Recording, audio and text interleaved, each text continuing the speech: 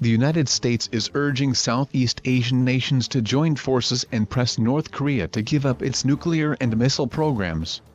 U.S. Secretary of State Rex Tillerson's first meeting with all members of the 10-Nation Association of Southeast Asian Nations, ASEAN, also addressed another key regional issue, China's assertive pursuit of territory in the South China Sea, where several ASEAN members have competing claims. Mr. Tillerson warned the U.S. is considering fresh sanctions for North Korea amid fears of war breaking out on the Korean peninsula. He said, "We are preparing additional sanctions if it turns out North Korea's actions warrant additional sanctions." Last week at the United Nations Security Council, Mr. Tillerson called on all UN members to fully implement sanctions on Pyongyang, which has ignored demands to abandon its weapons programs and is working to develop a nuclear missile capable of reaching the U.S.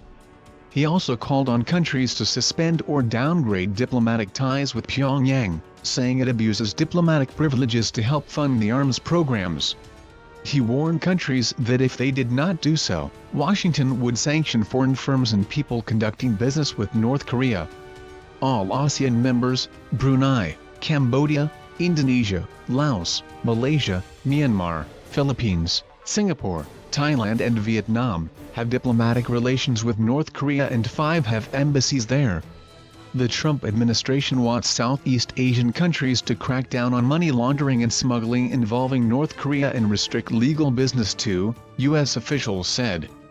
U.S. President Donald Trump has been working to persuade China, North Korea's neighbor and only major ally, to also increase pressure on Pyongyang. White House officials say they are also asking China to use its influence with more China-friendly ASEAN members, such as Laos and Cambodia, to persuade them to do the same. U.S. efforts have included a flurry of calls by President Donald Trump at the weekend to the leaders of the Philippines, Thailand and Singapore.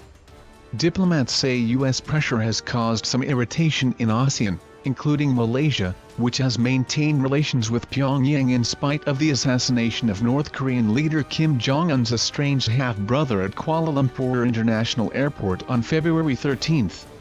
On the South China Sea, ASEAN has adopted a cautious approach recently towards China, with a weekend summit of its leaders avoiding references to Beijing's building and arming of islands there.